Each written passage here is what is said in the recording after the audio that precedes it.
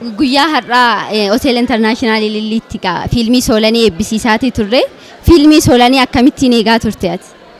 Amman yaadadhaatiin oledheen ilaala. Jechuun wanti aartiin Oromoodhaa yookaan immoo addunyaa industirii fiilmii keessatti kanas lakkaa'uu danda'e. Lakkaa'ama kunis jalqaba isaa gaafan dhagaye hamma ani amma yaade kanaa gadi ture.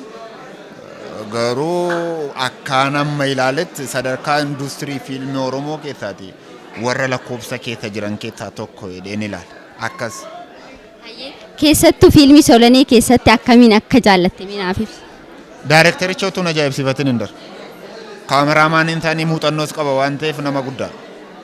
Walumaa gala piroodaakshiniin inni ittiin hojjetame mareedhaan akka ta'etu namatti argama. Sababni isaa taatonni hundumtuu kana mala waloon laalan illee ilaa hanqinni kana waan jedhamu ofii kootiin argine waan ta'eedhaatii fi hundaa fuuldura daayireekterotuun hin ajaa'ibsiifatin darbuun barbaadu. Indaastirii fiilmii afaan Oromoo keessatti gahee akkamiin taphata jettee yaadda? In lakka'a. Baay'ee miti silayyuu hamma jiran keessaati lakkoofsa keessa jiru.